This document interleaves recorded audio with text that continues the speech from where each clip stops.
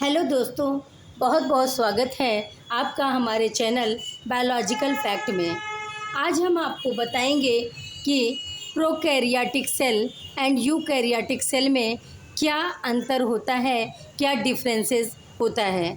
क्योंकि इसके बाद हम आपको फंजाई का चैप्टर पढ़ाएंगे तो उसमें बार बार ये वर्ड आएगा कि प्रोकैरियोट और यूकैरियोट, और फिर आएगा यूनिसेलुलर, मल्टीसेलुलर। इस प्रकार से कुछ टर्म्स ऐसे हैं जो आपके लिए जानना बहुत ज़रूरी है। जैसे प्रोकैरियोटिक और यूकैरियोटिक सेल के बारे में आपके लिए जानना बहुत ज़रूरी है। तो इस एक ही वीडियो में हम आपको प्रोकैरियोटिक और यूकैरियोटिक सेल की डिफिनीशन भी बताएंगे और इसके बाद सारे डिटेल्स एंड जितने भी अंतर हैं उन सभी अंतर को हम इसमें कवर करने का प्रयास करेंगे। आइए देखते हैं, ज़्यादा देर न करते हुए स्टार्ट करते हैं अपने इस टॉपिक को, differences between prokaryotic and eukaryotic cell. कि प्रोकैरियोटिक एंड यूकैरियोटिक सेल में क्या अंतर है, क्या डिफरेंसेस हैं।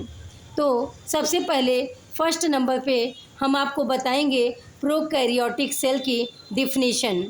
प्रोकैरियोटिक सेल जो होती है वो सिंगल सेल्ड ऑर्गेनिजम्स होती हैं।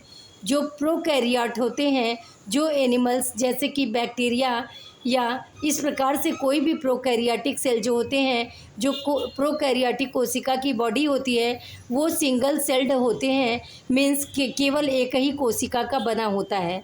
सिंगल सेल्ड ऑर्गेनिज्म इन्हें कहते हैं क्योंकि ये सिर्फ और सिर्फ एक कोशिका का, एक सेल का बना होता है। एंड इसमें प्रोकैरियोटिक सेल में न्यूक्लियस जो है एब्सेंट होता है। मीन्स प्रोकैरियोटिक सेल में न्यूक्लियस नहीं पाया जाता है। एंड यूकैरियोटिक सेल में आप देखेंगे तो न्यूक्लियस जो है यूकैरियोटिक सेल में प्रेजेंट होता है। मीन्स न्यूक्लियस केंद्रक जो है यूकैरियोटिक सेल में पाया जाता है। एंड यूकैरियोटिक सेल की बॉडी जो होती है काफ़ी कॉम्प्लेक्स होती है। ऐसे जीवधारी की बॉडी जो होती है काफ़ी, ये कॉम्प्लेक्स ऑर्गेनिजम्स कहलाते हैं। इस प्रकार के यूकैरियोटिक सेल जो होते हैं, nucleus is present and it is complex in structure, show called as eukaryotic cell, and prokaryotic cell in which single celled organism and nucleus absent called as prokaryotic cell। Second, ये definition भी हो गया और आपका अंतर भी हो गया, क्योंकि प्रोकैरियोटिक सेल में हमने आपको बताया कि ये सिंगल सेल्ड ऑर्गेनिज्म होते हैं और इसमें न्यूक्लियस एब्सेंट होता है, और यूकैरियोटिक में न्यूक्लियस प्रेजेंट होता है और इसकी जो सेल बॉडी का जो होता है स्ट्रक्चर वो काफ़ी कॉम्प्लेक्स स्ट्रक्चर होता है। सेकंड पॉइंट पे आते हैं डिफरेंसेस में। प्रोकैरियोटिक सेल जो होती है वो स्मॉलर इन साइज होती है। मीन्स साइज में जो होती है बहुत ही छोटी होती है। इसको माइक्रोस्कोप की सहायता के बिना नहीं देखा जा सकता है। इसका मेज़रमेंट अगर किया जाए तो ये 0.1 से 5.0 माइक्रोन मीटर तक होते हैं। यहाँ पे म्यूएम मीन्स माइक्रोन मीटर, तो ये इतने छोटे होते हैं कि इनकी माप माइक्रोन मीटर में की जाती है। और ये जो है 0.1 से 5.0 के अंदर ही इसी मीन्स मेजरमेंट में इनकी साइज होती है। It is smaller in size. And eukaryotic cell it is larger in size. Eukaryotic जो सेल होते हैं वो साइज में लार्जर होते हैं, बड़े होते हैं, और इनका जो मेजरमेंट होता है वो 10 to 100 माइक्रोन मीटर होता है। इनका मेजरमेंट जो होता है वो 10 से लेकर 100 तक माइक्रोन मीटर के अंतर्गत होता है। तो ये जो है प्रोकैरियोटिक सेल की अपेक्षा यूकैरियोटिक सेल जो होते हैं, ये ऑर्गेनिजम्स जो होते हैं लार्जर इन साइज होते हैं, साइज में बड़े होते हैं प्रोकैरियोटिक सेल की अपेक्षा।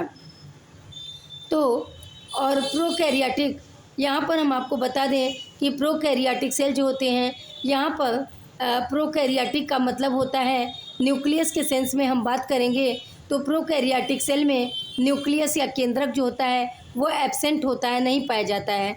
एंड इनके जो डीएनए होते हैं वो फ्रीली जो है उसी सेल के अंतर्गत, चूँकि ये सिंगल सेल ही होते हैं और न्यूक्लियस इसमें एब्सेंट होता है, तो ये डीएनए जो है वो पूरी बॉडी के अंदर तैरते रहते हैं, फ्लोट करते रहते हैं।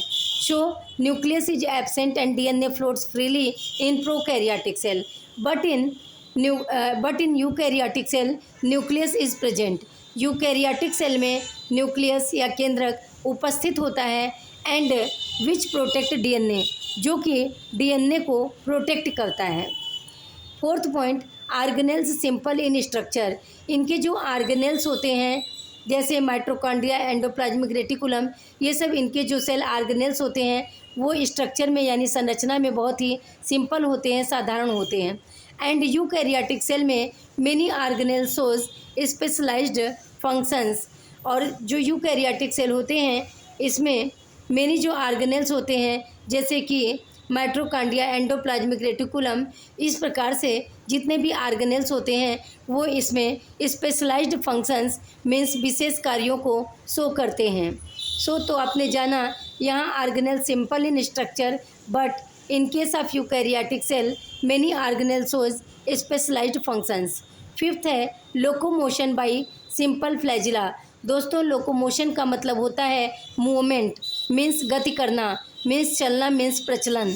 तो लोकोमोशन का अर्थ होता है किसी भी जीव जंतु का गति करना या चलना, या उसका हिंदी में कहते हैं प्रचलन। तो locomotion means movement. Locomotion by simple flagella. और प्रोकैरियोटिक सेल में जो लोकोमोशन होता है या गति होता है या गमन होता है या उसको कहते हैं हम लोकोमोशन को प्रचलन कहते हैं, तो ये मूवमेंट जो होता है वो बहुत ही सिंपल फ्लैजिला के द्वारा होता है।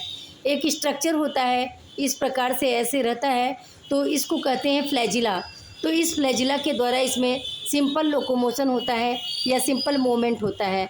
But in case of eukaryotic cell, लेकिन यूकैरियोटिक सेल के केस में locomotion by complex flagella, locomotion जो होता है वो कॉम्प्लेक्स फ्लैजिला के द्वारा होता है। इसका जो फ्लैजिला होता है वो सिंपल ना होकर कॉम्प्लेक्स होता है। एंड सिलिया, और सिलिया मीन्स इसमें लोकोमोशन के लिए फ्लैजिला और सिलिया दोनों मौजूद होते हैं और जो कि लोकोमोशन में हेल्प करते हैं। ये कॉम्प्लेक्स होता है फ्लैजिला और सिलिया, और दोनों जो है मूवमेंट में मदद करते हैं यूकैरियोटिक ऑर्गेनिज्म को। 6 point, prokaryotic cell. In prokaryotic cell mitochondria absent. Prokaryotic cell में हमने आपको बताया कि सेल ऑर्गेनेल्स अनुपस्थित होते हैं, एब्सेंट होते हैं। तो प्रोकैरियोटिक सेल में माइटोकॉन्ड्रिया एब्सेंट होता है and energy produced in cytoplasm. और जब माइटोकॉन्ड्रिया उपस्थित नहीं होगा तो इसमें एनर्जी का जो प्रोडक्शन होता है, एनर्जी जो उत्पन्न होता है वो साइटोप्लाज्म में होता है। और जबकि while mitochondria present in eukaryotic cell, eukaryotic cell में माइटोकॉन्ड्रिया उपस्थित होती है and also called as power house of the cell. और यूकैरियोटिक सेल में माइटोकॉन्ड्रिया कोशिका के पावर हाउस की तरह कार्य करती है। मीन्स ये जो पावर हाउस है इसको कहते हैं ऊर्जा गृह। मीन्स ये कोशिका को, यूकैरियोटिक कोशिका को ये ऊर्जा गृह की तरह कार्य करता है, इसीलिए इसे power house of the cell कहते हैं माइटोकॉन्ड्रिया को। ये एग्ज़ाम में पूछा भी जाता है कि power house of the cell किसे कहते हैं। सो आप आंसर देंगे माइटोकॉन्ड्रिया। माइटोकॉन्ड्रिया यूकैरियोटिक सेल में प्रेजेंट होती है और इसे कहते हैं power house of the cell. ये सेल के लिए एक पावर हाउस का कार्य करता है माइटोकॉन्ड्रिया। 7th है एंडोप्लाज्मिक रेटिकुलम एब्सेंट। इसमें प्रोकैरियोटिक सेल में जो होता है वो एंडोप्लाज्मिक रेटिकुलम जो होता है वो अनुपस्थित होता है। एंडोप्लाज्मिक रेटिकुलम को शॉर्ट में ER भी कहते हैं। एंडोप्लाज्मिक रेटिकुलम अनुपस्थित होता है, सिंपलर प्रोटीन सिंथेसिस अकर्स, और इसमें प्रोटीन संश्लेषण जो होता है वो बहुत ही सिंपलर फॉर्म में होता है। While in eukaryotic cell endoplasmic reticulum present, जबकि यूकैरियोटिक कोशिका में एंडोप्लाज्मिक रेटिकुलम उपस्थित होता है और एंडोप्लाज्मिक रेटिकुलम को शॉर्ट में ER कहते हैं। और ER जो होता है वो 2 टाइप्स का होता है, rough endoplasmic reticulum and smooth endoplasmic reticulum.